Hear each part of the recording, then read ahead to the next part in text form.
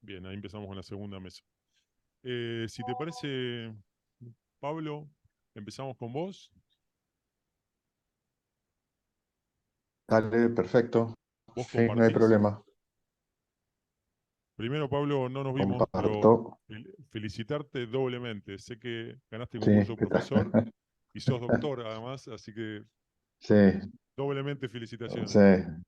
Un, un mes muy, Un mes, muy ajetreado. un mes un Pero bueno, poco, todo bien, por suerte. bueno, me alegro por vos. Eh, Te dejamos entonces, gracias. Bien, voy a tratar de compartir.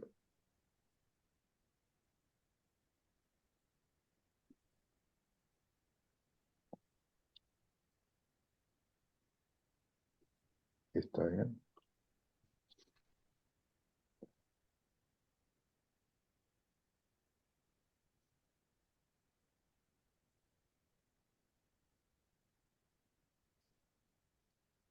¿Están viendo la...? Este es un tema, Pablo, que me tiene en ascuas. Comparto, pero después de la presentación vas a seguir en Ascuad, lo lamento. Se ve ahí todo bien, ¿no? ¿Sí? Alguno que haga Sí, Pablo, se ve una perfecto. seña. Listo, perfecto. Bueno, eh, esta ponencia de alguna manera forma parte de un proyecto de investigación que se llama Experiencias disruptivas en la didáctica de las disciplinas proyectuales, que de alguna forma aborda la temática del taller colaborativo virtual. Y, eh, y en el contexto de nuestra facultad, que es la Facultad de Arquitectura, Urbanismo y Diseño de la Universidad de Mar del Plata, trabaja fundamentalmente en el contexto de la pandemia y digamos, de un posible aporte en ese contexto a la enseñanza del proyecto. Esto no es ningún resumen ni de ese proyecto que todavía está en marcha, ni tampoco son conclusiones, son apenas algunos esbozos y algunas inquietudes que surgen del trabajo hecho con alumnos y docentes recabando información. Y bueno, en virtud de este, de este contacto con la red de RIPA, me permití hacer una especie de anticipo de algunas situaciones que nos parecieron llamativas y complejas, ¿no? En principio, en nuestra condición de docentes de diseño arquitectónico, como se llama acá en Mar del Plata, arquitectura en La Plata y los sucesivos y diversos nombres que tiene en las facultades de Latinoamérica y de Iberoamérica, parecía que estábamos en una situación, yo decía, de envidia de las ciencias sociales y las disciplinas científicas, ¿no? Que era lo que habíamos construido como taller, ¿no? Me parecía útil traerlo a colación a Ezequiel Anderek, que fue de alguna manera, en cierta medida, en una renovación pedagógica, que trata de alguna forma de formalizar su definición, ¿no? Era esta especie de generar conocimiento a partir de la construcción de algo y de que ese algo se construya conjuntamente, ¿no? Entendiendo que el aprendizaje no era uno a uno, no era individual, sino que era colectivo dentro de un ámbito que permitiera esa condición de intercambio de opiniones y construcciones.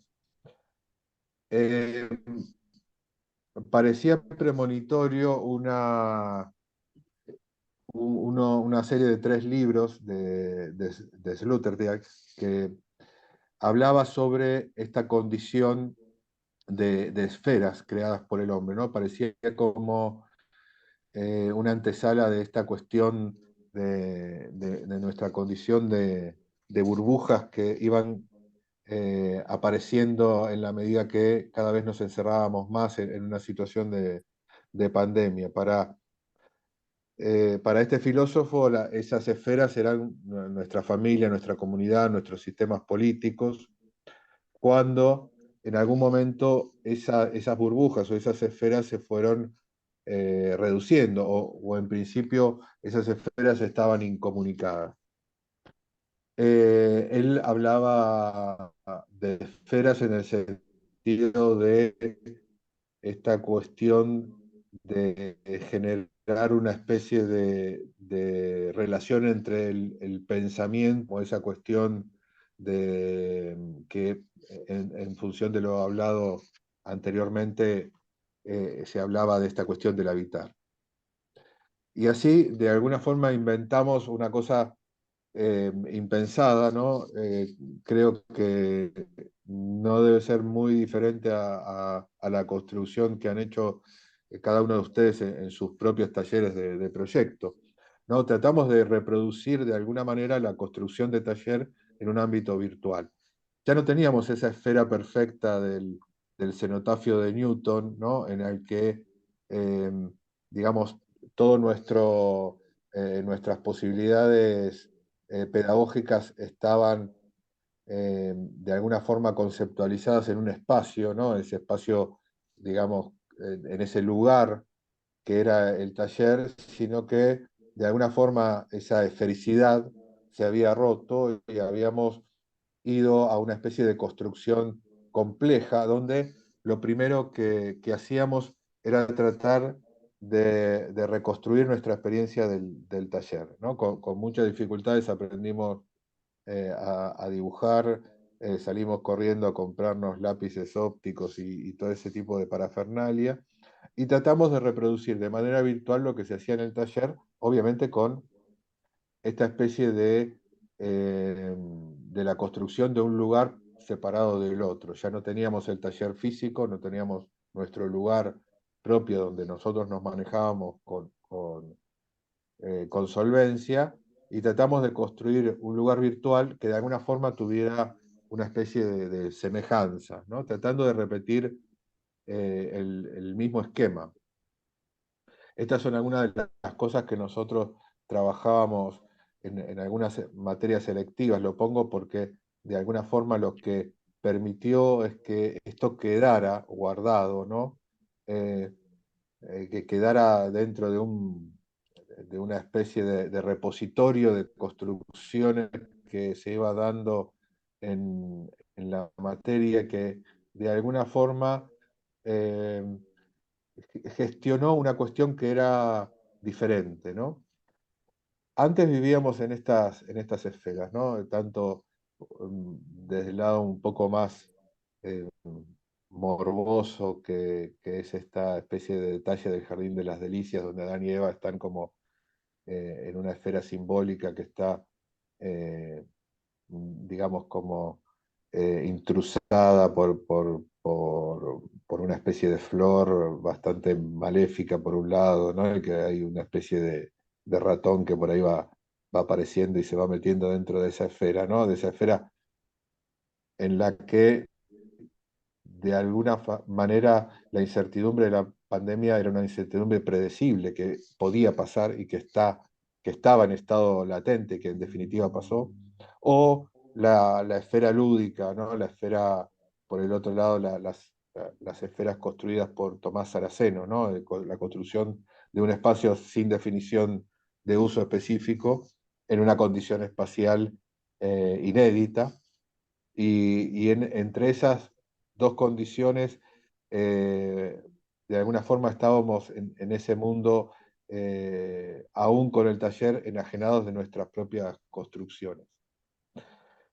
En esa otra esfera, ¿no? que nos posibilitaba, se abrieron una serie de cuestiones respecto de los medios de comunicación, ¿no?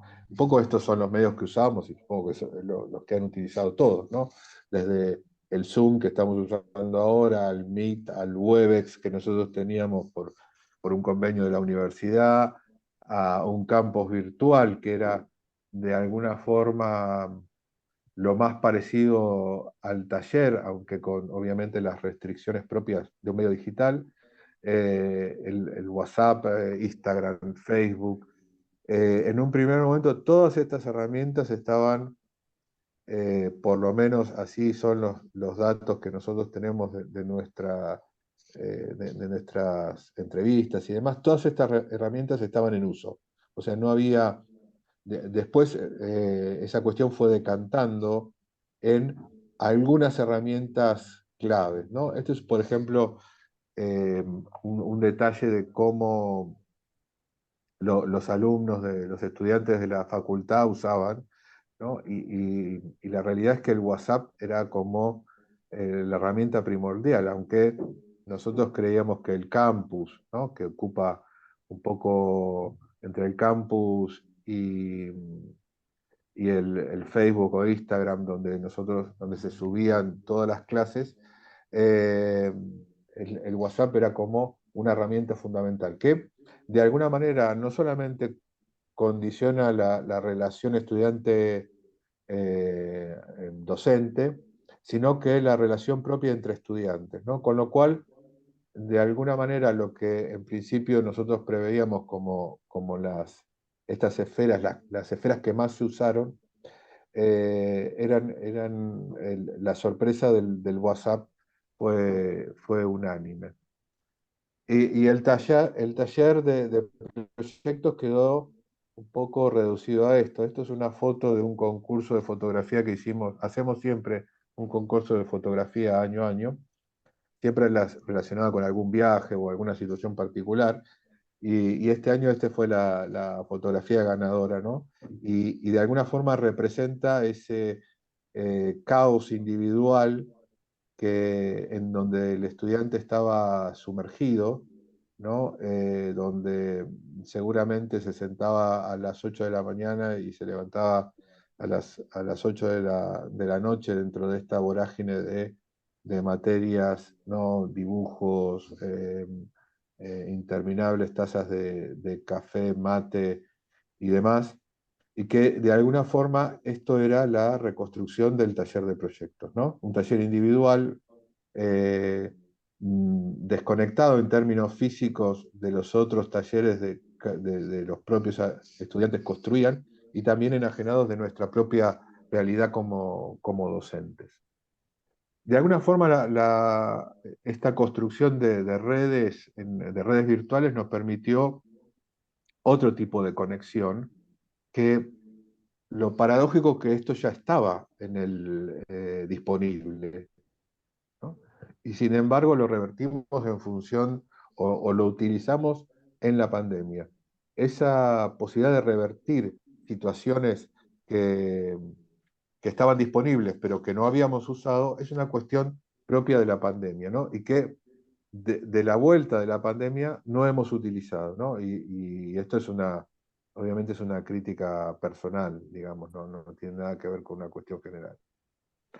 Volvimos y cuando volvimos en una situación de entusiasmo, pero incómoda, ¿no? Ya hace un año que la pandemia terminó, digamos, o que le dimos un final. Pero de alguna manera, si uno estudia las cuestiones pandémicas, sobre todo relacionadas con lo virósico, uno puede entender uno puede asumir que hay ciertas condiciones de información que uno no puede tener o que en algún momento no pueden estar.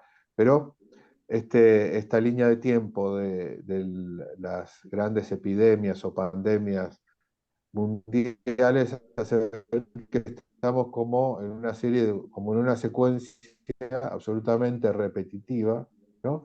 Y que puede llevarnos a una próxima pandemia o una próxima situación en principio, una condición naturalizada, pero sí como una situación de incertidumbre, ¿no? En la que, digamos, seguimos volviendo al taller y la que no, de alguna manera no deberíamos dejar de pensar que otra vez el taller no puede ser violentado o no puede ser, digamos, puesto en crisis por una nueva situación inédita.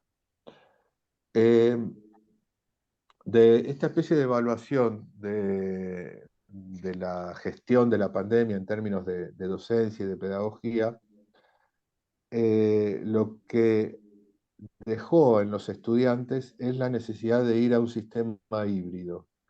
Es decir, el estudiante de alguna forma tenía la conciencia de que el taller era la mejor manera de relacionarse no solo con los estudiantes, sino también con los docentes, pero que la situación híbrida, es decir, compartir situaciones de lo que sería el taller presencial y el taller virtual, era la situación ideal, ¿no? Por muy amplia mayoría. Con lo cual, digamos, todavía no tiene un nombre, pero esto que yo decía de la enseñanza asituada, un taller ampliado, adquiriría como ciertas cuestiones que me parece interesantes abordar a modo de ya de conclusión, ¿no? Uno es la dimensión espacial, ¿no? Y vuelvo ahora digamos, mostré antes el cenotafio de Newton y muestro ahora la tumba de Einstein que proyectó Booth, también de alguna forma pensando en el cenotafio de Newton, que era una especie como de estación espacial que iba girando alrededor de la Tierra y comprobaba las cuestiones que Einstein trabajó. La idea es que ese espacio de taller trató de ser reproducido en el espacio virtual. Y tal vez, como dice Patricia Manrique, tendríamos que cuestionar cómo llenamos ese espacio. En pandemia, rápidamente se han generado torrentes de actividades, la mayoría no económicas, con el fin de llenar el espacio que dejan la ruptura del habitual ritmo capitalista que llevábamos, como si necesitásemos restaurar y mantener el ritmo anterior, que era ese ritmo lúdico y morboso del que yo hablaba antes. Y que de alguna forma no podemos repetirlo, no podemos volver a esa situación que tampoco era de esa felicidad completa de la que hablábamos antes de la pandemia. Por otro lado, la dimensión temporal. Pablo, Lo perdón, pero estamos un temporal poco es pasados con el aquello tiempo. que... Pablo, perdón, estamos un Ya, poquito ya pasados con el termino, me tiempo. faltan 2 diapos. 2 diapos y termino. Lo temporal, decía, es ahora lo que está disponible. Es que no hay un solo único espacio temporal, ¿no? Es el espacio temporal del taller y es el espacio que está disponible, aquello que está en lo virtual. Y una dimensión comunicacional, que no es esta estructura cerrada de esfera de la Bauhaus, sino que es ampliar los lugares de comunicación, como los ampliamos en la pandemia. Final es un poco estas experiencias disruptivas que se armaron en la pandemia en Venezuela, que incorporaron un modo de hacer, de ser, de pensar y de decir, ¿no? Todo en diferentes espacios o en diferentes estados comunicacionales. Y tratando de no caer, digamos, esta la voy a pasar, tratando de no caer en esta situación que es la utilización de viejas esferas en nuevos ámbitos, ¿no? En el que ser madre, ser docente y trabajar compartían al mismo tiempo esa condición temporal, ¿no? A la que de alguna forma tenemos que hacer, hacer una crítica, ¿no? Estar eh, pensando en nuestra nueva situación con esa incertidumbre lejana o próxima que seguramente está por venir. Gracias y disculpen el tiempo. Gracias, gracias, Pablo. Seguimos con Jaime. Sentido de pertenencia como motivador de un ejercicio proyectual. Muy buenos días. Ya queremos darles las gracias por esta amable invitación para participar en este interesante e importante evento. Pertenecemos a la Universidad Nacional de Catamarca, una carrera de arquitectura que se abrió hace 6 años y en la Facultad de Tecnología y Ciencias Aplicadas. Y esta presentación que vamos a hacer, pues nos va a mostrar un poco algunos logros del taller del nivel 5, que es el último año académico antes del ingreso al trabajo final integral de grado. Nosotros orientamos nuestro método de aprendizaje y desde una visión educativa en la que los estudiantes se enfocan en problemas complejos del mundo real, que deben ser comprendidos y luego resueltos, en los cuales se aplican todas las habilidades y los conocimientos adquiridos. Adelante. Es decir, que a la otra diapositiva, por favor. Esta estrategia entonces involucra a los estudiantes en un proceso de autogestión en el cual trabajamos con un tema que llamamos intercátedras, que se vuelve fundamental para crear esa hibridación dentro del taller de arquitectura. Es importante también anotar que todas las materias hacen sus aportes y es más, las devoluciones se hacen en conjunto con las demás materias. Adelante. Siguiente diapositiva, por favor. Nos proponemos fundamentalmente adicionar a este proceso implementar un sello ECO con el objetivo de incentivar el estudio y la incorporación de estrategias de diseño relacionadas con la ciudad y la conservación del ambiente natural y cultural. Entre los objetivos, desarrollar el ecobarrio como alternativa urbanística, comprender y aplicar los principios de sustentabilidad en pos de una arquitectura adecuada al ambiente, manifestar la capacidad de síntesis del diseño como una acción propositiva y transformadora del entorno, abordar un ejercicio específico, y en este caso singular, el diseño de un campus universitario para la sede de la Facultad de Tecnología y Ciencias Aplicadas, y fundamentalmente también pues, promover una formación integral, entre ellos la investigación, los procesos de análisis, síntesis y diagnóstico. Y sobre todo, construir una actitud crítica. Adelante.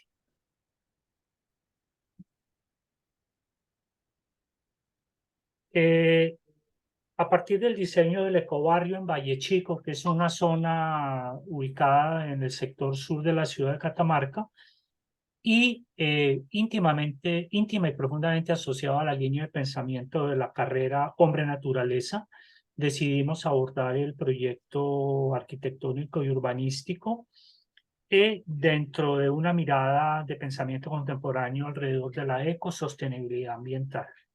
Es decir, un proyecto que nos acerque a la construcción de una nueva mirada, una nueva propuesta, un proyecto estratégico, sumando y abriendo unas posibilidades a las ecointervenciones, es decir, una visión prospectiva dentro de una mirada ecológica ligada profundamente al sistema natural.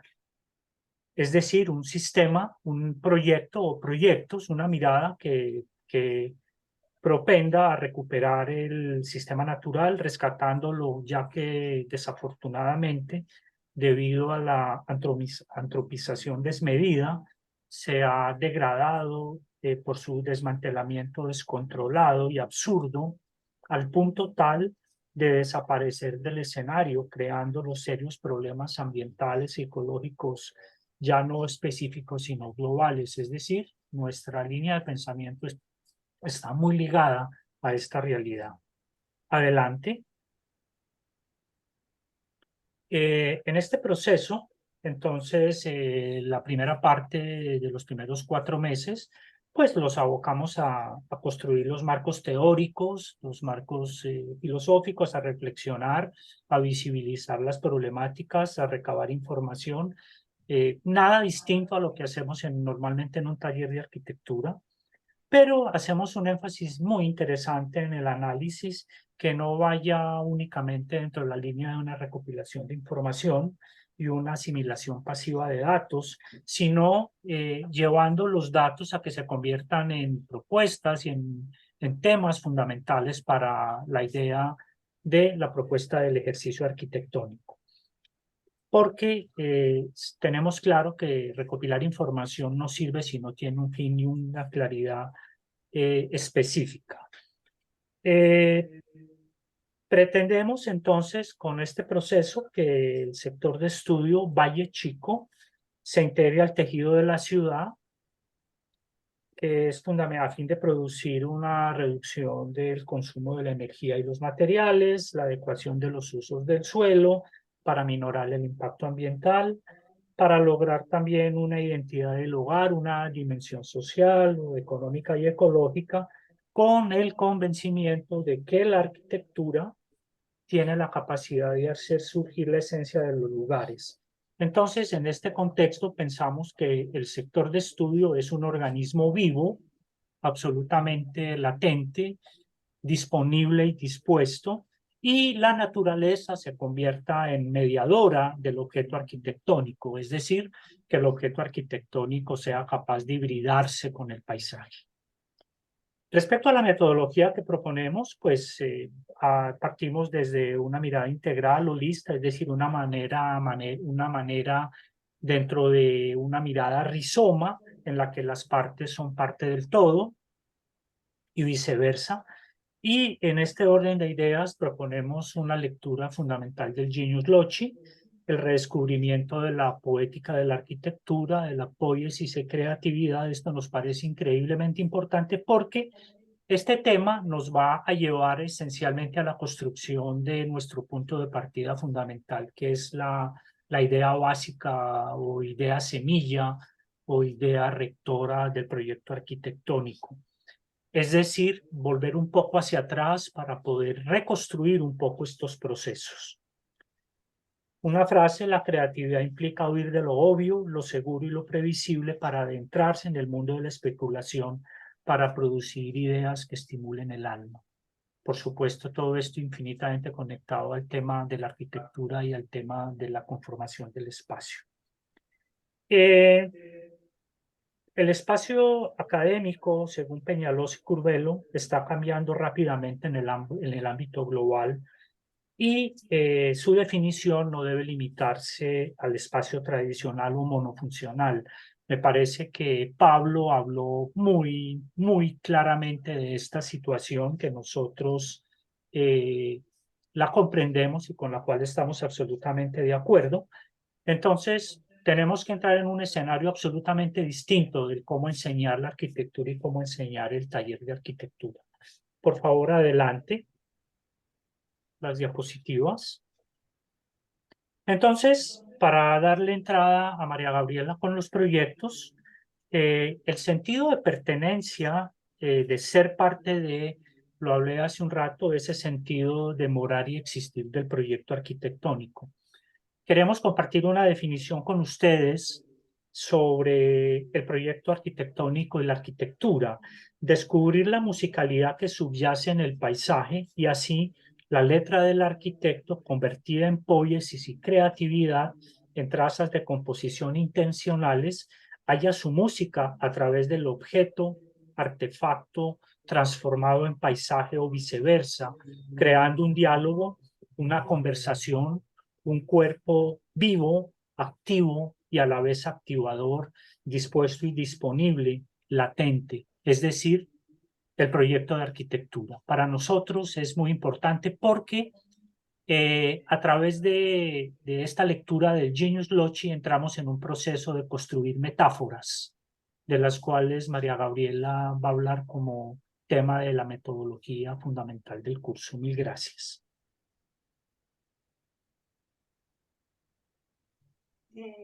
Adelante. Adelante. ¿Qué tal? Buen día a todos. Adelante, la siguiente Gracias. diapositiva. Perdón. Sí, un poco acá era reflejar cómo se trabajó el programa arquitectónico. El programa fue totalmente construido por los alumnos a partir de algunos datos que nos dieron, por supuesto, desde la facultad, solamente para tener una idea. La Facultad de Tecnología y Ciencias Aplicadas tiene muchísimas carreras, entre las cuales nombrar Ingeniería en Informática, en Electrónica, en Minas, en Agrimensura, Licenciatura en Geología y Arquitectura, que es bastante nueva. Y además de, esas son algunas de las carreras de grado, y entre Tecnicaturas la que se destaca, que se abrió el año pasado, es el procesamiento de salmuera de litio, que bueno, esta fue creada en el 2022. Otra cuestión a resaltar es que ellos armaron en función de la matrícula que tenía cada carrera, que era muchísima. Entonces, cada grupo de estudiantes arribó a entre 9.000 y 17.000 metros cuadrados de proyecto, según la cualificación que ellos daban a los espacios, ya sean flexibles, ya sean compartidos por todas las carreras o exclusivos para cada unidad académica. Adelante. Algunas de las queremos mostrar acá, algunas de las primeras ideas básicas o configuraciones que surgieron a partir de la metáfora, donde se construyeron muchísimas metáforas diferentes. Por ejemplo, regar con aguas de la montaña para que florezca Valle Chico, flor de cardón, sanar una herida urbana, palo borracho, cactus, el zorro, poncho, tejiendo identidad, rizoma o el impetuoso tala mongolí. Adelante. El segundo cuatrimestre en realidad consistió ya en el desarrollo del anteproyecto, porque todo el primer cuatrimestre nos dedicamos a construir marcos teóricos, tanto conceptuales como contextuales. Por cuestiones pedagógicas se realizaron 3 instancias y un cierre final, que ya era la entrega final del anteproyecto, que además incluía un ensayo de pensamiento donde los alumnos tenían que explicar y fundamentar todo el proceso de diseño y su proyecto. Las metáforas con las cuales se trabajó en el primer cuatrimestre fueron inspiradoras y modelaron los partidos arquitectónicos, los cuales expresan un posicionamiento de cada alumno respecto del lugar, la zonificación de las unidades académicas y la elaboración de un programa de necesidades, el reencuentro, el redescubrimiento de la poética de la arquitectura a partir de la lectura de James Bloch o el espíritu del lugar. Nos condujo a trabajar estratégicamente a través de la metáfora, analogía, y también hacia las primeras materialidades del proyecto arquitectónico y de ahí en adelante a su posterior desarrollo integral en temas compositivos, técnicos, constructivos y sustentables. Además se trabajó profundamente alrededor del espacio público como centro de convergencia del ciudadano. Adelante. Para Francisco Javier Sáenz de Oiza, el que quiere aprender, aprende de todo. No todo ha de ser un saber arquitectónico para que se pueda aprender arquitectura. A través de la geometría, de la física o del propio lenguaje también se puede aprender arquitectura. La construcción de una frase es igual que la secuencia de habitaciones dentro de una casa. Aquí solamente vamos a ver 4 breves vistazos rápidos de los proyectos, que eran en total fueron 18, de los cuales promediamos una nota de 8, casi 9, 8,70, y de los 18 proyectos, 8 de ellos obtuvieron una calificación de 10. Esto habla no de nosotros como docentes, sino del altísimo nivel académico que fueron adquiriendo o que ya vienen preparados de años anteriores nuestros alumnos. Para cada bando, la arquitectura se sustenta sobre 3 elementos básicos: el material, la geometría y la naturaleza. El proyecto se inicia desde la contemplación del lugar y se desarrolla a través de la generación de un concepto. Tarea que es muy lenta y reflexiva, pero cuando el concepto está definido, entonces la toma de decisiones es rápida y consiste en la adecuada elección y disposición del material conforme a la geometría integrado a la naturaleza. Adelante.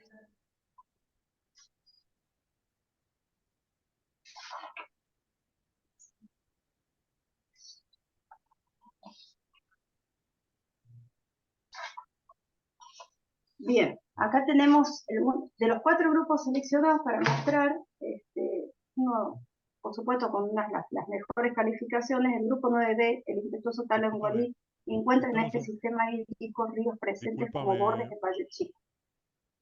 La fuente de inspiración. Estamos un poquito pasados de tiempo, si podemos ir cerrando. Gracias. Bien, bien. Una frase de cada grupo y nada más. Las piedras estáticas en el paisaje representan el conjunto de equipamientos que resuelven los problemas urbanos bajo los parámetros de ecobarrios, y el agua dinámica configura el sistema conectivo de las relaciones sociales. Se establece una identidad educativa desde lo productivo y lo cultural para lograr este horizonte educativo. Se plantea un completamiento académico y se toma el barrio como una experiencia pedagógica. Adelante. Se las muestro rápido a cada uno. El grupo 4B se inspiró la Facultad de Tecnología en un palo borracho, un solitario gigante, un sobreviviente como Iliar Semilla con su robustez y capacidad de adaptación. Con operaciones morfológicas entre círculos y líneas curvas, los alumnos encontraron la evolución de la forma. Las líneas curvas configuran las primeras ideas del edificio y el vacío en el centro como un pulmón verde. Adelante. Adelante, así las muestro rápido. El grupo 7B explica que ve a San Fernando del Valle de Catamarca como un gran telar donde las energías, las tradiciones, los flujos y huellas de nuestro valle forjan la identidad que teje Manuel de Piel para Valle Chico. Cada hilada se asienta sobre el barrio representando una sinergia, una nueva senda, un nuevo flujo o una nueva experiencia. Para ellos, en el poncho no está solamente el hilo y la hilandera, está en la tierra callada, el canto de los pájaros, la soledad del cardón, están los sueños, las rebeldías del hijo de la tierra. El hombre que luego se lleva este poncho lo cuida, lo ama, lo descuida y lo mancha también, porque pierde a veces la conciencia de lo que vale esta prenda. Pues más que mera prenda, es un símbolo, es la herencia de todas las fuerzas intraducibles que condicionan un alma y una existencia con sentido y destino americano. Adelante. El grupo 8 propone que la esencia del nuevo edificio no sea un sólido impuesto, sino un objeto arquitectónico capaz de dialogar multidireccionalmente a partir de su posesión, materialidad y significancia, donde confluyen diferentes realidades, costumbres y creencias, el cual debe ser capaz de contener, apreciar y complementar, tanto con el paisaje huésped que lo contiene y la estructura, como con el paisaje humano tan complejo que lo vitaliza. La idea de partido surge a partir de hibridar los lineamientos y la premisa fundamental del rizoma, entendiendo que el conjunto debía ser capaz de deconstruir lo estipulado en el diseño de las instituciones educativas. Adelante.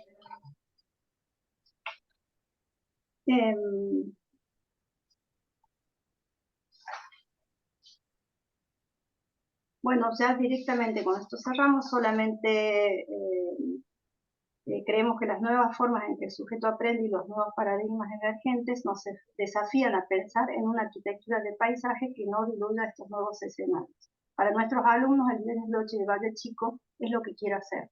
Entienden que el barrio se transforma en conocimiento a partir de las atmósferas que generará la nueva facultad. La arquitectura tiene el potencial de ser un factor mediador en el proceso educativo y si se usa conscientemente puede ser una herramienta que brinde nuevas oportunidades para las generaciones futuras. Bueno, muchísimas gracias. Disculpen, nos excedimos de tiempo. No sé, Jaime, si querés decir algo más para cerrar la presentación. No, estamos muy agradecidos con ustedes por el tiempo.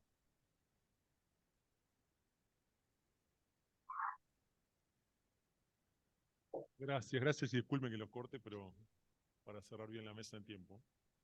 Seguimos con de Rosario. La veo a Natalia, ahí estás. Buenos días. Les consulto si ustedes pasan la presentación o compartimos pantalla nosotros. Sí, acá la tenemos, acá la tenemos. Perfecto. Ahí la compartimos, así la ves.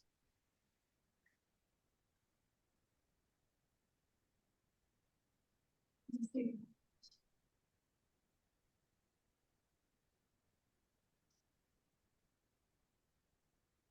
Ahí la ves, Natalia, sí. Ahí la vemos. Les voy a pedir si puede ser pantalla completa, porque veníamos viendo las... Sí, acá la tenemos en pantalla completa. Porque acá en la conexión vemos la diapositiva siguiente, como si fuera en la computadora que va pasando. Sí. simplemente como para ser más prolijos. Sí, sí. Tenemos escritorio expandido, entonces por ahí quizás Ah, sea eso. Supongo que sí, pero bueno, si Puede ser. no, lo dejamos ahí. Pido disculpas, pero No, para... mejor que nos avisaste porque de acá lo vemos perfecto, pero posiblemente ustedes de ahí no. Claro, nosotros la presentación anterior la vimos así. Bueno, puedo aprovechar este momento para agradecer la posibilidad de esta participación en el Congreso. Para nosotros es importante y es muy interesante. Es la primera vez que participamos. Así que, bueno, va el agradecimiento a toda la organización del Congreso RIPA. Si no podemos mejor? compartir, No, a ver, compartilo vos, porque nosotros acá lo vemos perfecto. bueno, No sé si en bueno, tu compu... lo va a compartir Lorena Clansec, que también está acá conectada. Vamos a ver si ustedes puede. y más fácil. Si lo tenés ahí a mano, mejor. Perfecto. Si por favor le dan permiso a Lorena Clansec Ya tiene. para compartir. Ah, tiene, perfecto.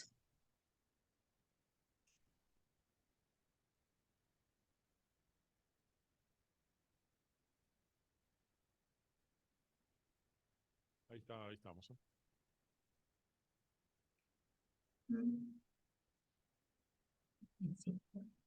¿Se ve bien ahí? No, no se ve presentación. Se ven las pantallas. No, ahí poné pantalla completa y debería verse. Ahí estamos. Ahí está Ahí ves. perfecto. ¿Ahí ves bien? Perfecto. Bueno, buenos días nuevamente. Agradecemos entonces la participación, la posibilidad de participar en este congreso. Me toca presentar el trabajo Estrategias Proyectuales y Tácticas Analíticas, conceptos y prácticas como herramientas pedagógicas para la enseñanza de la arquitectura en el ciclo básico de la carrera.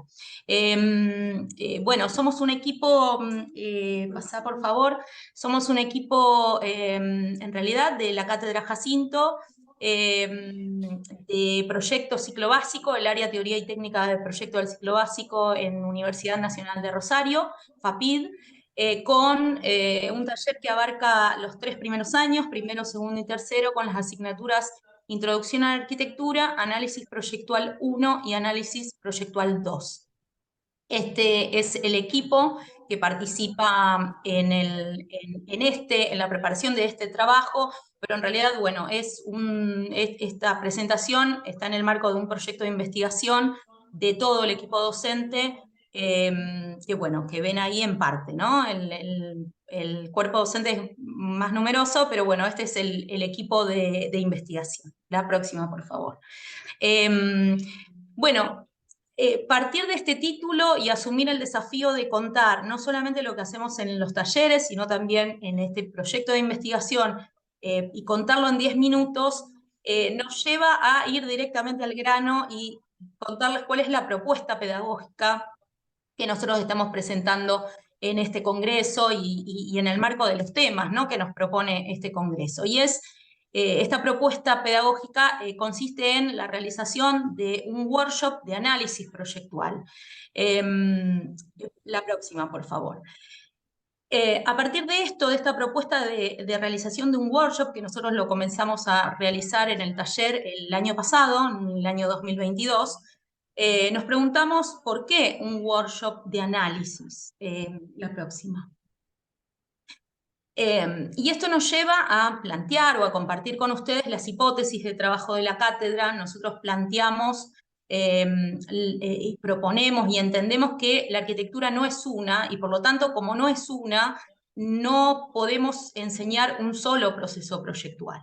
Y ese es nuestro desafío. Y por supuesto que también entendemos y proponemos que estas distintas arquitecturas devienen de mecanismos proyectuales diversos, pero también que estas diversas arquitecturas implican diversos mecanismos analíticos para arribar al aprendizaje. La próxima. Entendemos el proceso proyectual como un acto estratégico y sostenemos justamente que todas las arquitecturas dan respuesta a todas las variables, aunque alguna o algunas de ellas siempre prevalece sobre las demás. Y esto teniendo en cuenta las decisiones proyectuales, hablando de estrategias como decisiones proyectuales. Adelante.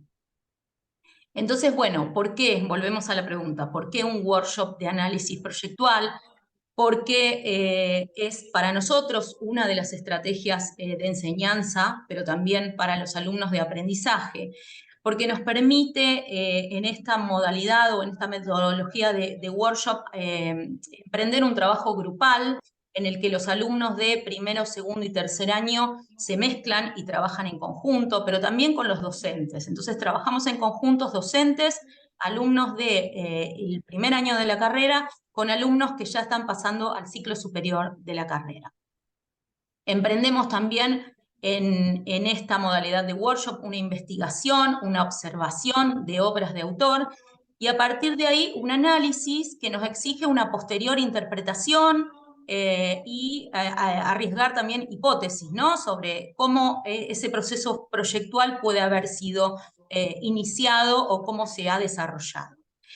En síntesis, perdón, la anterior, en síntesis, esta modalidad de workshop nos permite trabajar en una experiencia intensiva, como son los workshops, de poco tiempo de trabajo, es una experiencia intensiva de investigación, de observación, de interpretación, en donde también ponemos en juego diferentes maneras de presentar y representar estas conclusiones o estas interpretaciones que nosotros hacemos a partir de la observación de obras de arquitectura, en cómo las comunicamos para digamos, la instancia final, y en hacer una síntesis y, por supuesto, en dinamizar y aprovechar este trabajo en taller.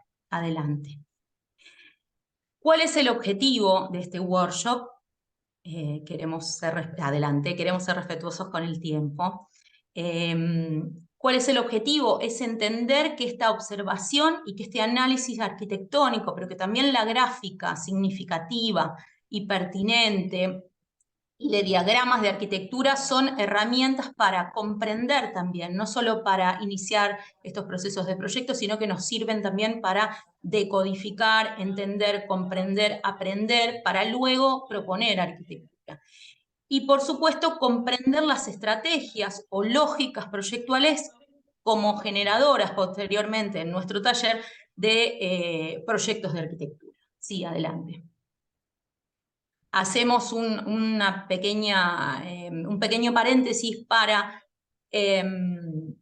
entender el proyecto en un sentido, el proyecto como un proceso en el que primero planteamos hipótesis proyectuales a partir de estas estrategias, de estas decisiones que tomamos en base a datos concretos que tienen que ver con el lugar, con el programa, con la tecnología, con la forma y el espacio, y muchas más, pero este es el recorte que hacemos en la cátedra, para luego presentar, representar y construir esta obra. Este sería el proceso proyectual. Nosotros, la próxima por favor, lo que hacemos es en esta instancia del ciclo básico es hacer el camino inverso o intentar realizar el camino inverso, que es partir de la obra para ir observando y haciendo una especie de taxonomía de esta obra en estas diferentes estrategias proyectuales y arribar o acercarnos o aproximarnos a estas hipótesis proyectuales iniciales de los autores que estamos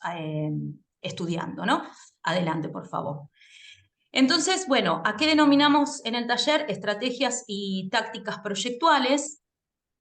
Adelante, bueno, podemos hacer toda una presentación y una ponencia aparte. De hecho, bueno, nuestro proyecto de investigación radica en esto, pero en esta presentación que nosotros hacemos aquí en el Congreso, podríamos sintetizarlo con esta frase de este ajedrecista ruso, maestro también de ajedrez, que nos dice que la táctica consiste en saber qué hacer cuando hay algo que hacer y la estrategia en saber hacer cuando no hay nada que hacer. Y en realidad, bueno, nosotros, por supuesto que hablamos de estrategias la próxima. También aplicada a la arquitectura. No somos el único equipo de investigación que lo toma, pero nos interesa tomar este concepto y partir de este concepto y hacer este recorte de estrategias. Por supuesto que hay algunas más, unas cuantas más, pero por tratarse de un ciclo básico, nosotros hacemos este recorte, proponemos 4 estrategias que son forma, espacio y arquitectura, programa, usos, espacio y arquitectura, la tecnología, que es la materia, la materialidad, en relación también al espacio y la arquitectura, y el lugar, el sitio, el contexto, también siempre hablando de espacio y de arquitectura, lo que se hablaba antes, ¿no? Esto, el concepto fundamental de la arquitectura, que es lo habitable. Adelante, por favor. ¿Cómo lo hacemos? Adelante.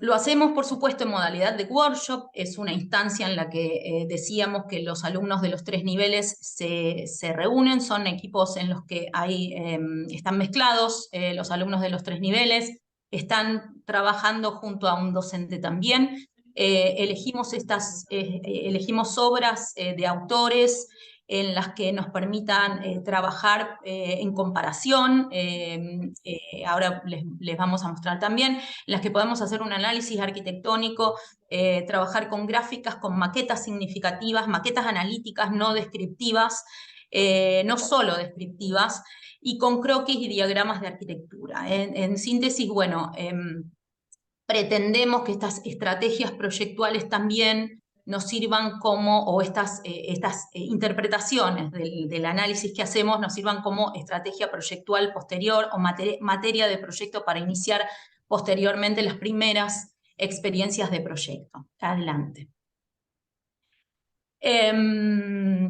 Este workshop comienza y termina con un cuadro de doble entrada en el que estas 4 estrategias van cruzándose con 2 obras, en principio, de cada grupo, que nos permite comparar, que nos permite oponer, por oposición, sacar algunas definiciones y conclusiones, y en la que por supuesto que trabajamos también con la gráfica en relación a cada una de las estrategias, y que nos permite mostrar mejor cada una de las conclusiones a las que vamos llegando, o las hipótesis a las que vamos llevando en relación al proceso proyectual. Adelante. Algunas imágenes más, en donde trabajamos con axonometrías, con croquis a mano alzada para lo que es lugar, sobre todo, pero por supuesto con algunas escalas diferentes a lo que después empieza a ser lo tecnológico, en el que la escala cambia y vamos al detalle, y vamos a la materia, y a la materialidad, y a las soluciones constructivas. Bueno, eso después estará desarrollado en el trabajo completo. Adelante, por favor. Y algunas reflexiones, para allá creo que estamos en tiempo. Algunas reflexiones, nosotros, como decía, adelante. Nosotros comenzamos el año pasado, este año lo vamos a repetir, al inicio del segundo cuatrimestre.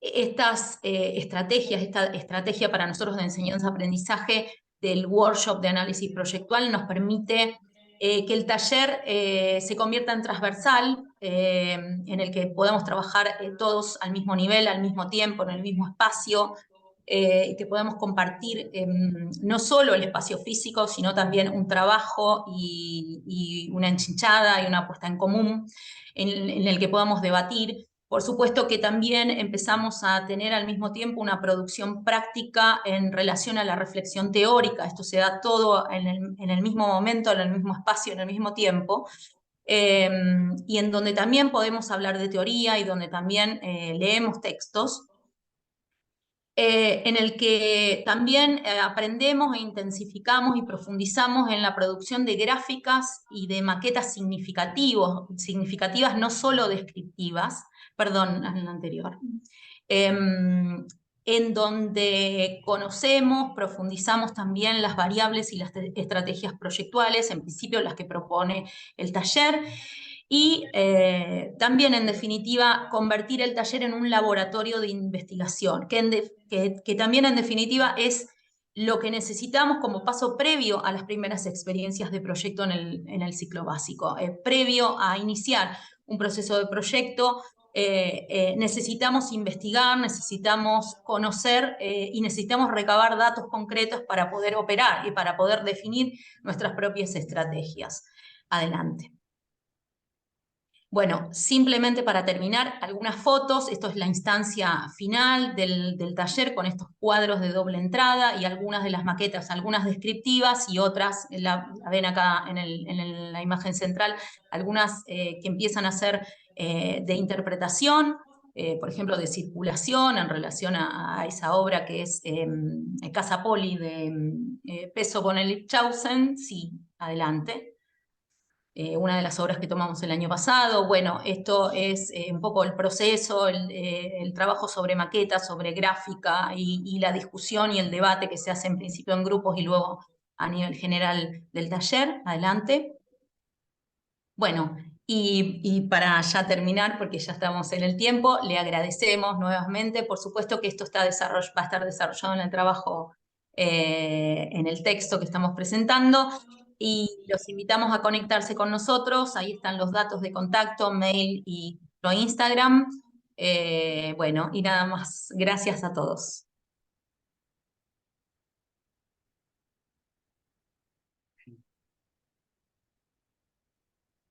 Gracias, Natalia. Acá no sé si se escuchan, hay aplausos. Gracias por los aplausos. Bien, seguimos con México. Ramón Guillermo Segura Contreras. Vas a tener que dejar de compartir. ¿Qué tal? Buen día.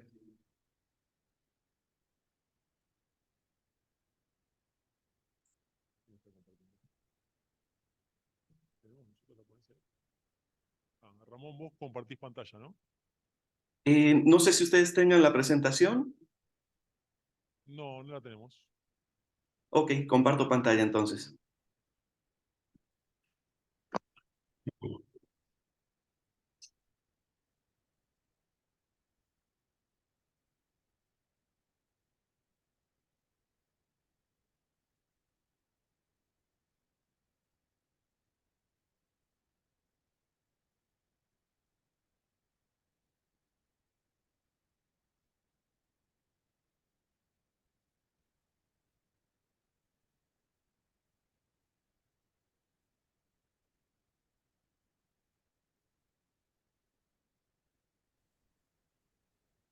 ¿Se puede ver?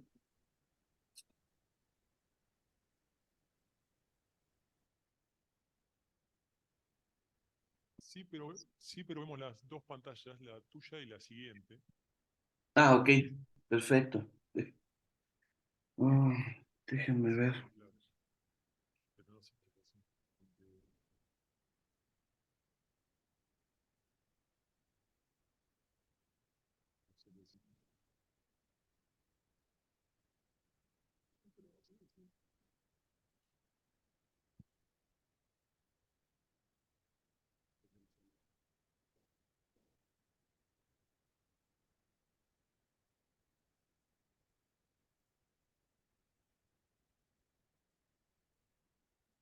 ¿Se puede ver mejor, perdón? Sí, poné pantalla completa y listo nomás. Ahí o compartir presentación y ya.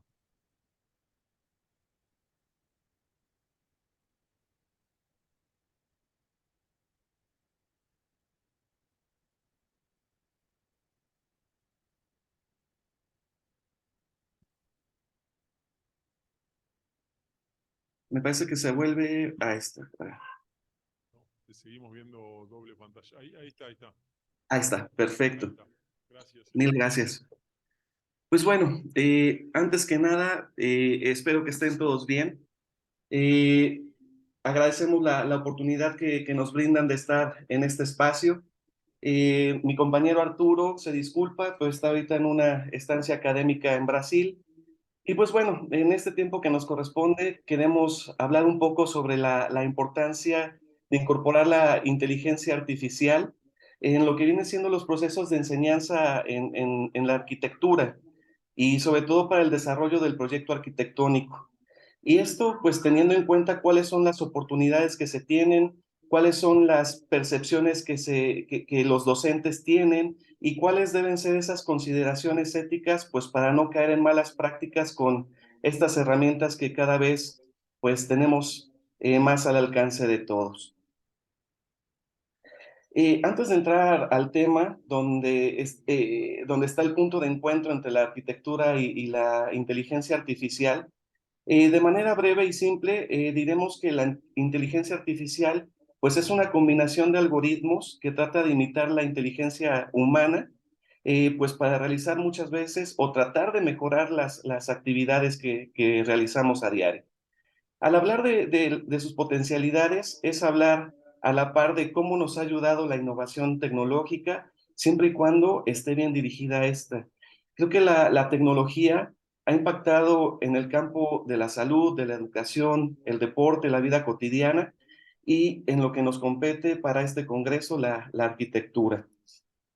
Eh, es variada la relación que la inteligencia artificial tiene con la arquitectura. Podemos hablar de generación de costos, preparación de documentación, cálculo y diseño de estructuras, representación gráfica y sí, también en parte los procesos creativos. ¿Recuerdan cuando comenzó el dibujo digital con AutoCAD hace unos 20, 25 años? Pues también hubo una revolución para aceptar esas tecnologías. O ahora con los procesos BIM igual, ¿no? Pero creemos que debemos adecuarnos a las tecnologías y entenderlas como herramientas, verlas como medios, no como fin. Y bueno, utilizarlas cuando se tengan también esos fundamentos para entender cómo es y cómo funcionan y qué es lo que pueden aportar. En los últimos meses han aparecido diversas plataformas o aplicaciones de inteligencia artificial para trabajar arquitectura. Podemos mencionar algunas como Midjourney o como DALL-E, que son de paga, pero ya también de libre acceso podemos escuchar de Dream, de Crayon, de Free Image, de Scribble, o hasta el mismo Adobe complementa el Photoshop con un motor creativo de inteligencia artificial dentro de las funciones que ofrece. Acá vamos a hacer un pequeño recorrido de lo que se puede crear a través de los prompts con estas herramientas de inteligencia artificial. Son imágenes de un compañero, el doctor Ismael Ochoa, y bueno, él se ha encargado de ir generando pues estas imágenes a través de Midjourney, ¿no?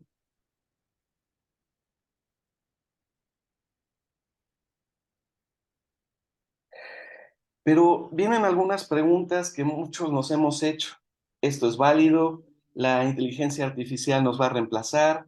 ¿La inteligencia artificial nos aparta de los procesos creativos? ¿Es plagio?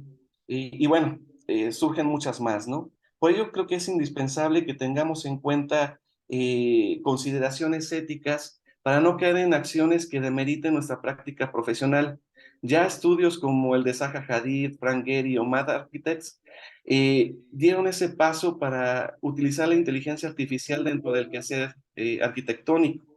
Debemos tener en cuenta y subrayar que la inteligencia artificial pues es solo una herramienta y es un medio que nos ayuda a llevar a cabo nuestras ideas o concepciones. Por ello mismo, es necesario que no se ignoren estas herramientas desde la enseñanza de la arquitectura en las universidades.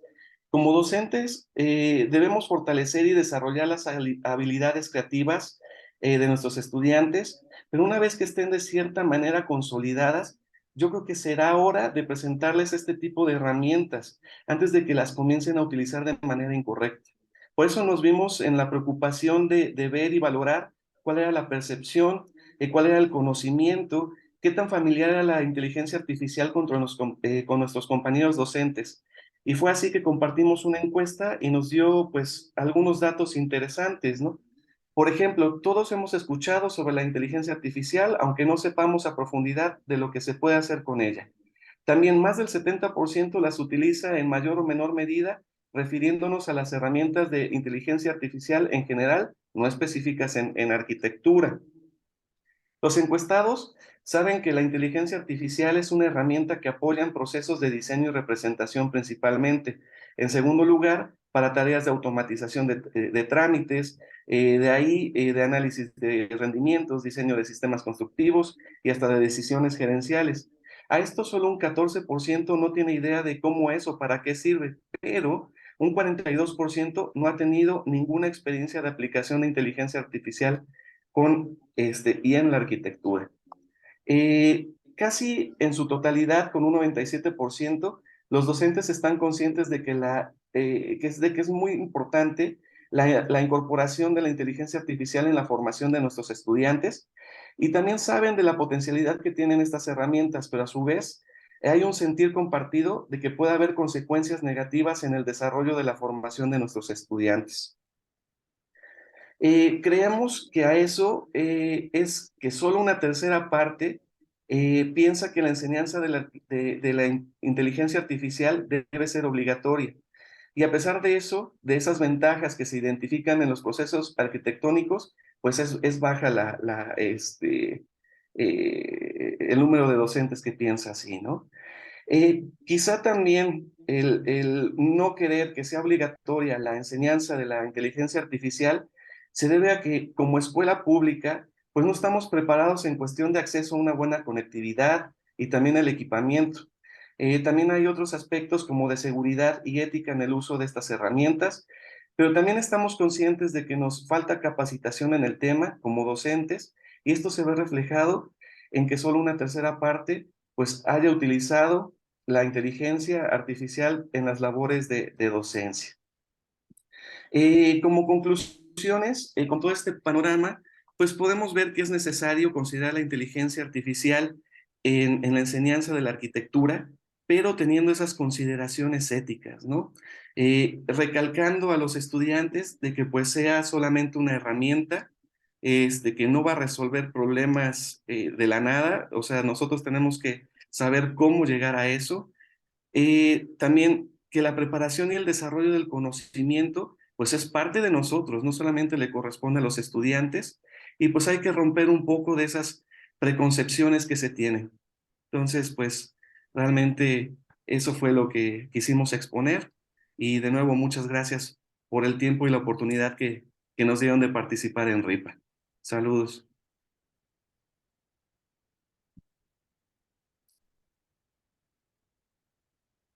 Gracias, Ramón. Queda, no sé si está ahora Juan Arturo de Bolivia.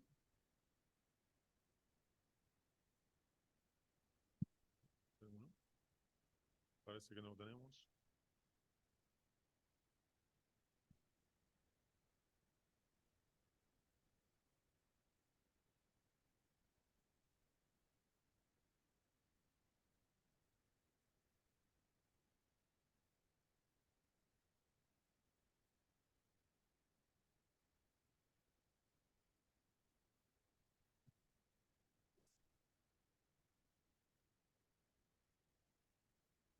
Ramón, ¿querés dejar de compartir?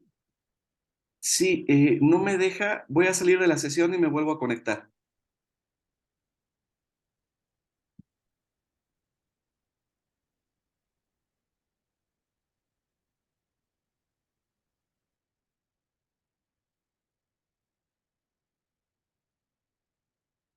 Bien, yo quería, más que otra vez, más que hacer un resumen de lo que dijo cada uno, que eso, nada, abrieron puertas para empezar a pensar otras cuestiones, quería hacer una pregunta un poco general a partir de las ponencias que escuchamos. Me parece que hay algo que las trasciende a las cuatro que pudimos escuchar, que tanto Pablo, hablando de los sistemas híbridos y las nuevas formas de enseñanza, recién Ramón hablando de la inteligencia artificial, o las experiencias de Jaime y Gabriela y de Natalia en Rosario, las experiencias de los talleres de proyecto. Yo me pregunto cuál es el espacio que nos queda en los talleres o en la enseñanza o en la práctica de la disciplina, el espacio para lo desconocido, el espacio para lo que no conocemos, para aquello que no estamos acostumbrados a ver. Hay un libro de Bidler que es The Uncanny, lo misterioso, o que es a partir de un libro de Freud, que se pregunta justamente qué temas de la arquitectura son misteriosos o componen un espacio misterioso o piensan en esa cuestión a partir de aquello que no conocemos. Si bien Freud lo tiene asociado a ciertas represiones autoimpuestas, el libro de Butler habla de aquello que nos parece como poco hogareño, poco, poco cercano.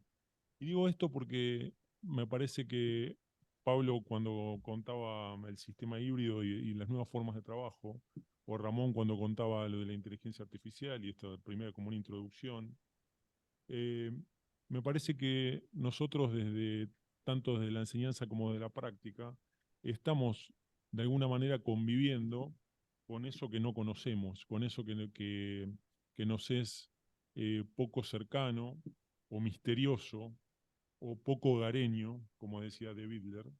Otras disciplinas quizás esto lo soportan un poco mejor, eh, la literatura, la pintura, pero mi pregunta es, a partir de la experiencia de ustedes, ¿cómo la arquitectura soporta estas cuestiones, ¿no? ¿Cómo soporta lo desconocido? Perdón si los hago por ahí construir una idea nueva de esto, pero digo, nosotros llevamos adelante un taller de proyecto y uno está atrás eh, de eso. Lo importante es estar alertas o estar abiertos a que eso suceda, ¿no? Estimular a que suceda algo que no conocemos, que de la enseñanza es complejo. ¿Quieres poner el chat ahí así lo vemos?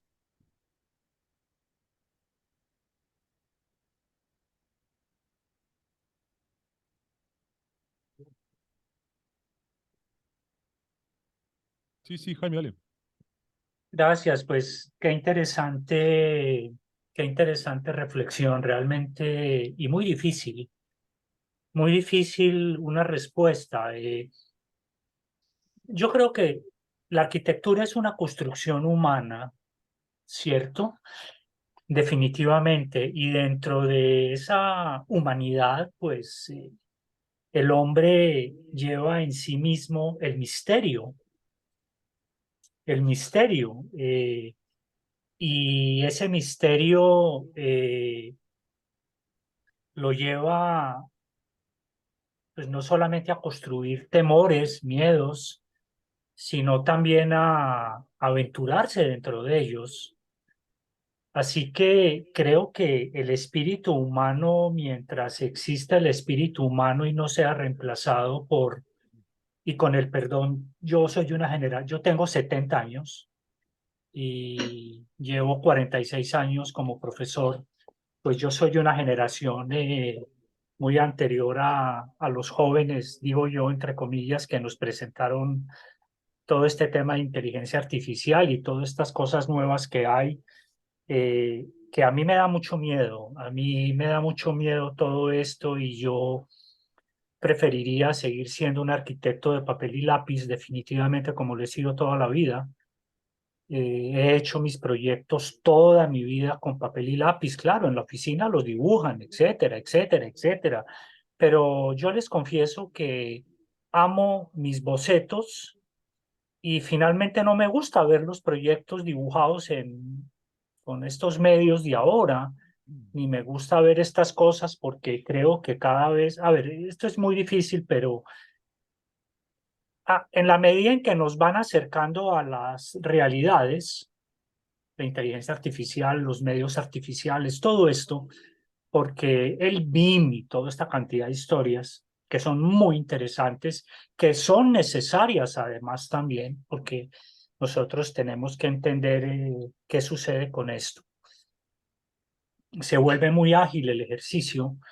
Pienso que dentro de todo esto debe continuar subyacendo el arquitecto.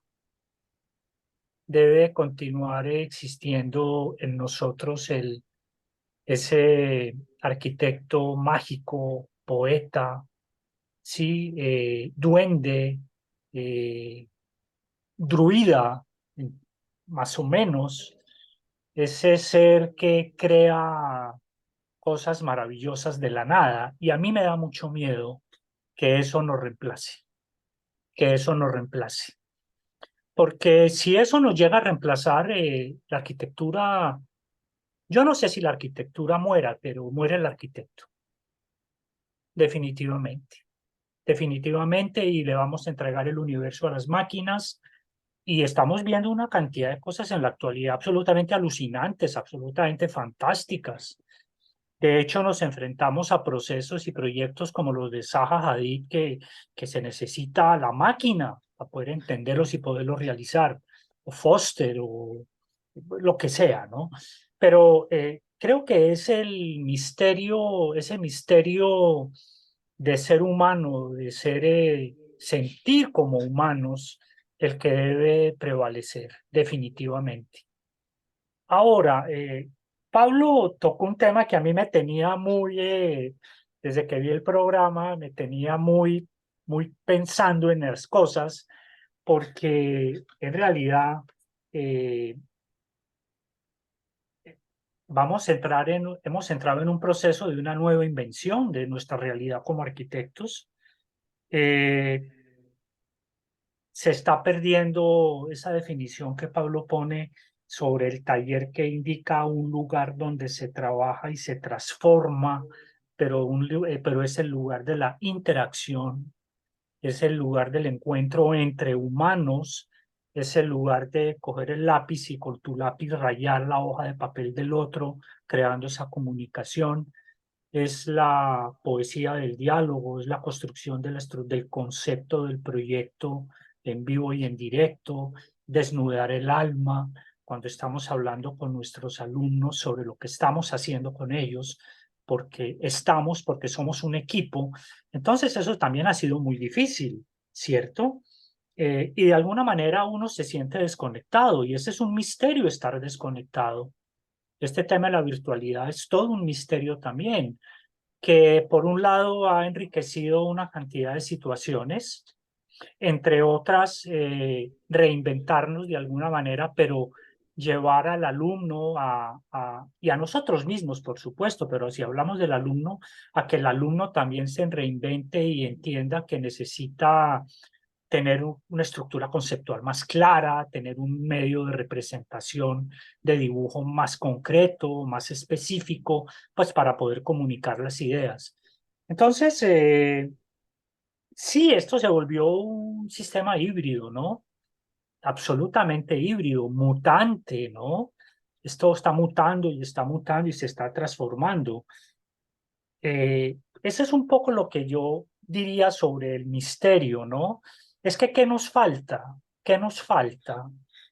En realidad, ya se están haciendo proyectos para la Luna, ya estamos diseñando ciudades para Marte, ya estamos pensando en otras cosas.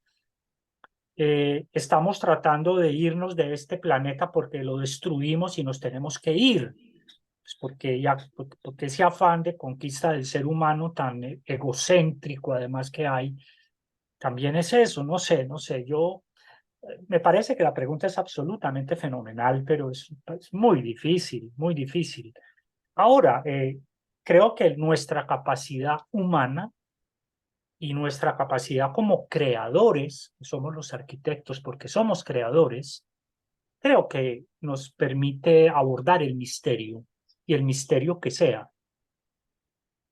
Ojalá que esos misterios se conviertan, Lucas, en espacios, y que yo siga siendo, que yo sea mi misma dimensión espacial, que eso me pareció muy bonito, además.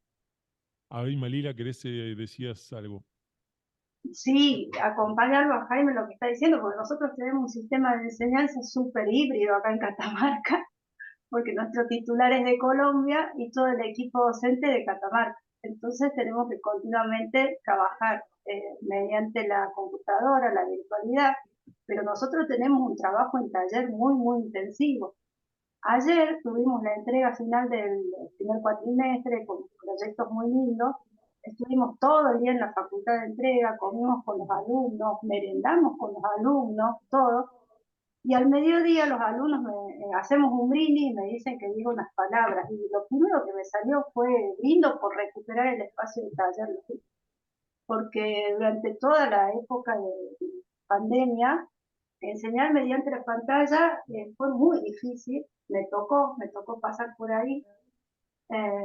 Tuvimos que armar una metodología, como presentaron el primer grupo de Enseñar sin lugar, fue muy difícil, y no hay nada como la presencialidad, o sea, no hay nada como compartir con los alumnos,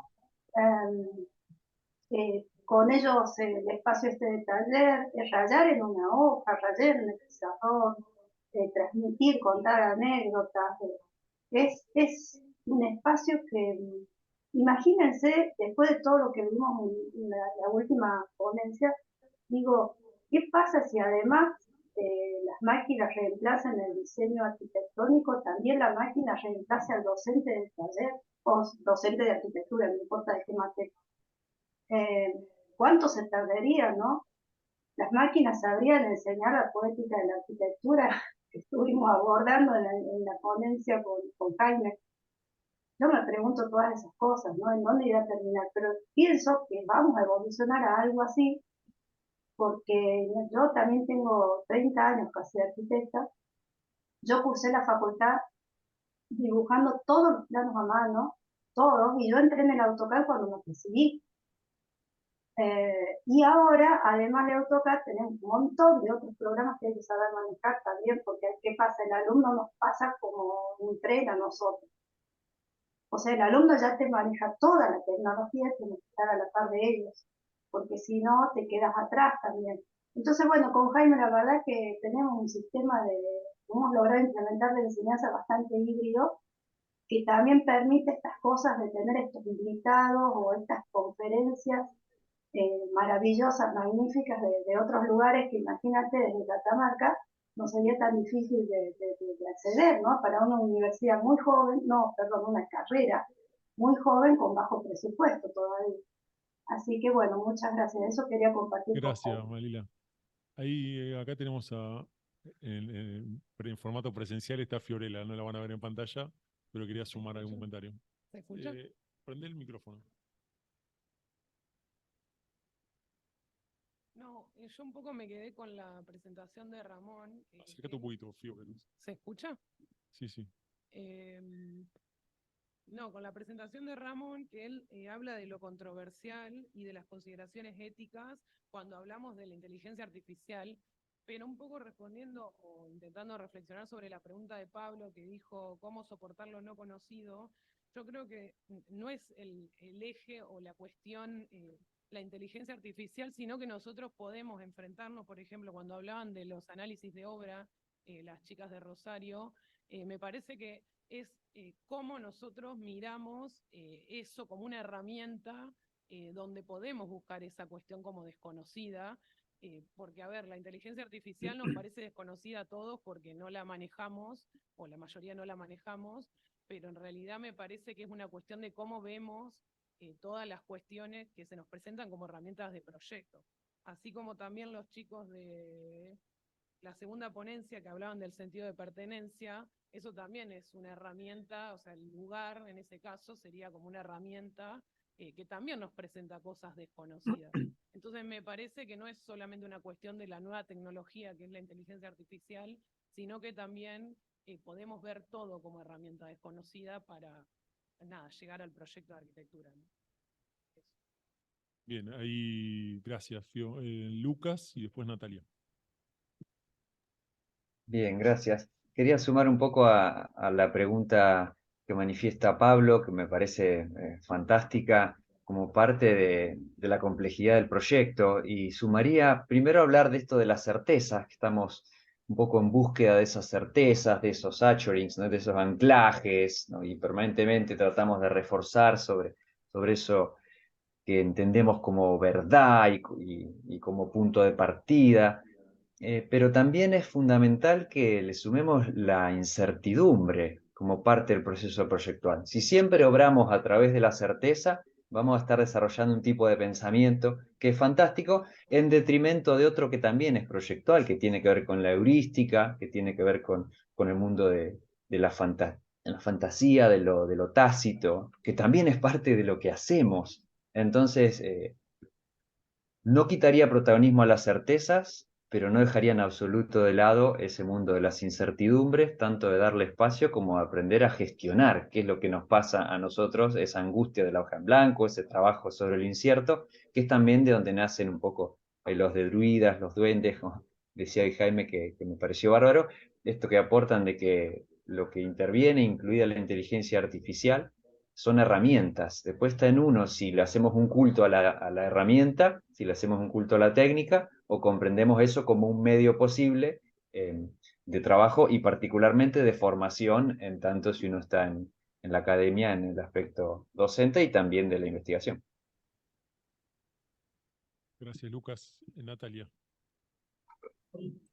Bueno, parte de lo que iba a decir, por supuesto que Lucas lo dijo mejor de lo que lo hubiera dicho yo, pero creo que me sumo a lo que él planteaba y creo que a partir de tu pregunta sobre lo desconocido y cómo trabajar con esto en los talleres, sobre todo en los talleres de arquitectura y en las universidades públicas también, ¿no? No nos olvidemos de esto, que también tiene su particularidad.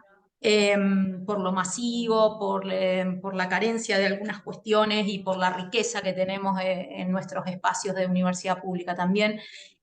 Bueno, eso nos da elementos para asumir esta cuestión de lo desconocido, que creo que lo tenemos que asumir. La pandemia nos dio una gran lección sobre esto, de que tenemos que ser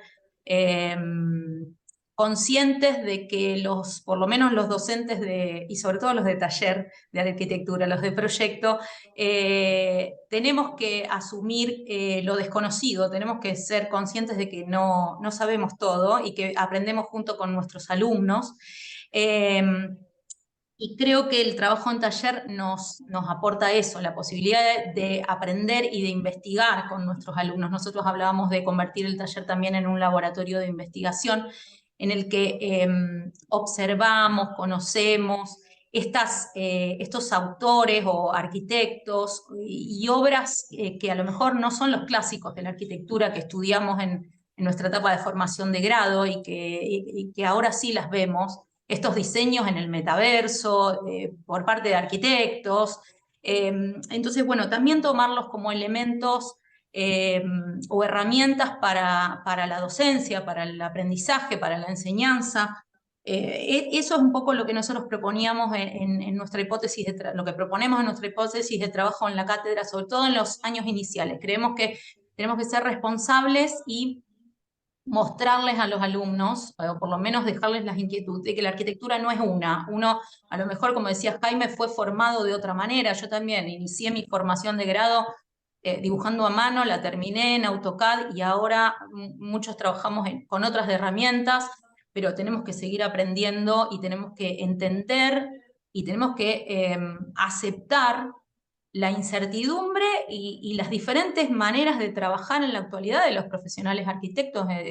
Entonces, lo tenemos que mostrar a nuestros alumnos, no podemos encarar nuestra enseñanza, sobre todo el proceso proyectual, de una sola manera. Sabemos que se proyecta de 1000 maneras, sin lugar, en la virtualidad, solo teniendo en cuenta a lo mejor la cuestión económica, o a partir incluso en algunos lugares todavía de la propia identidad del lugar y del material del lugar, como nos pasa a veces en Latinoamérica.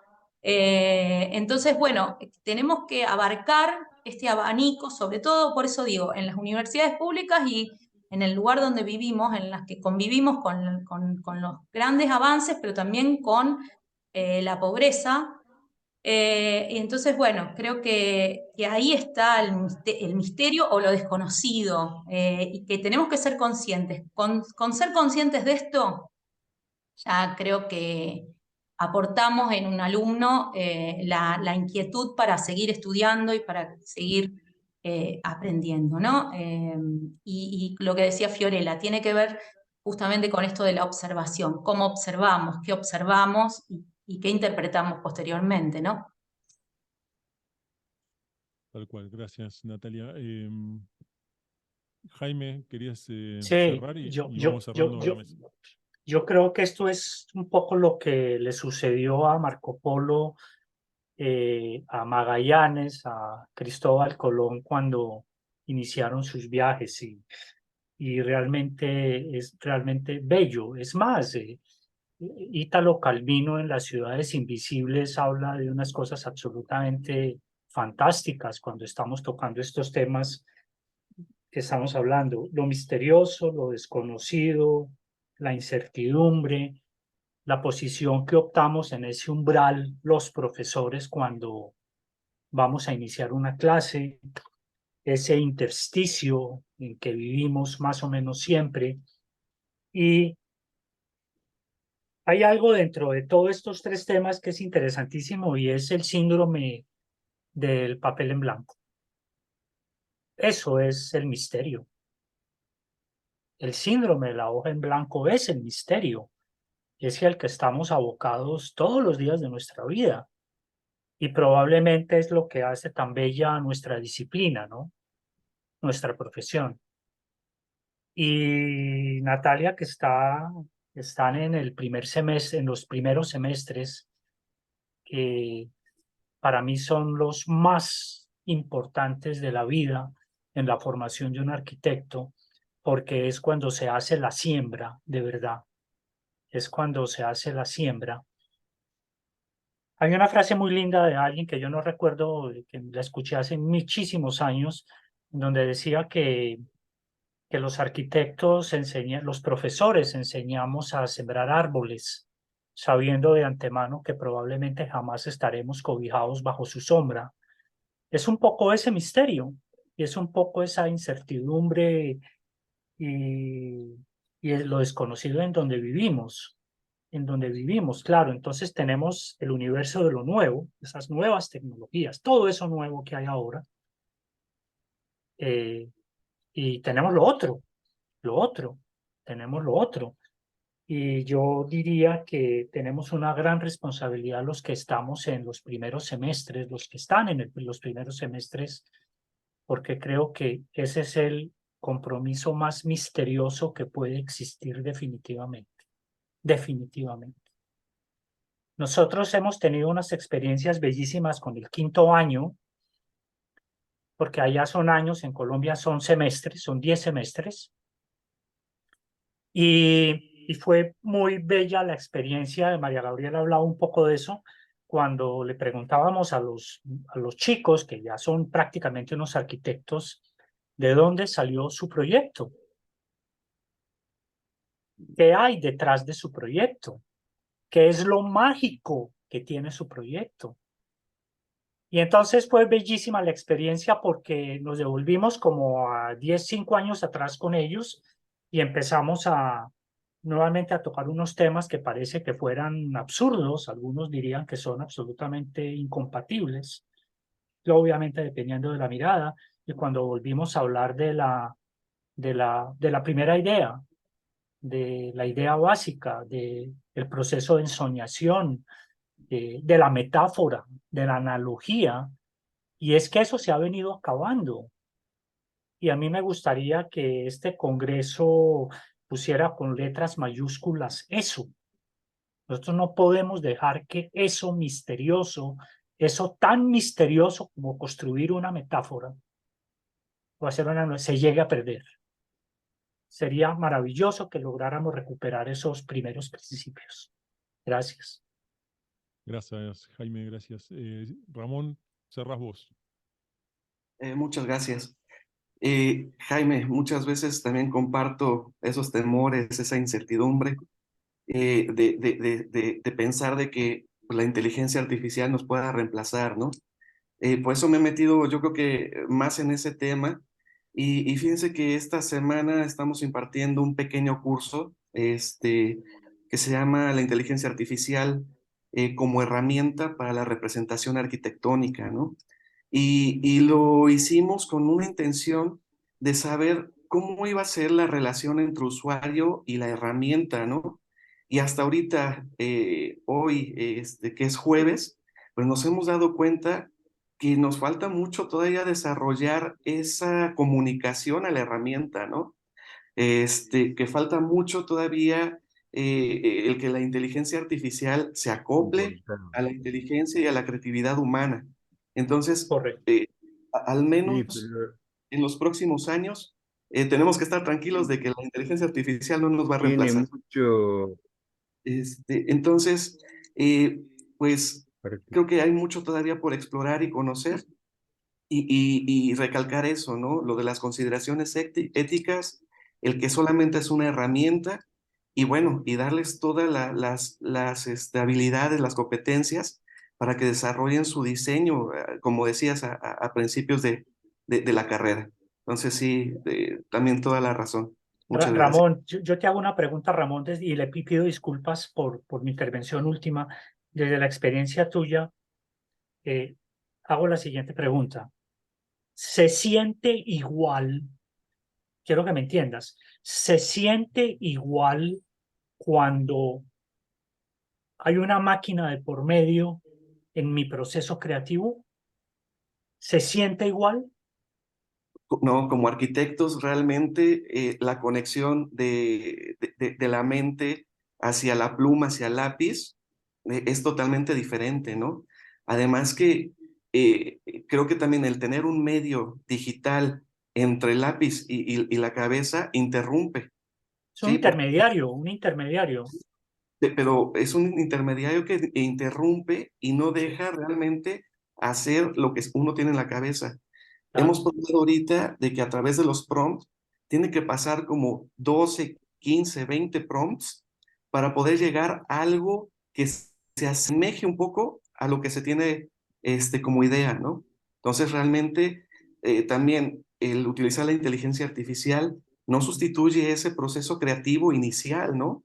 O sea, creo que la inteligencia artificial ayuda a dar más opciones cuando ya se tiene una idea, ayuda a terminar con una representación en un render, pero no sustituye a un proceso creativo en nosotros los arquitectos.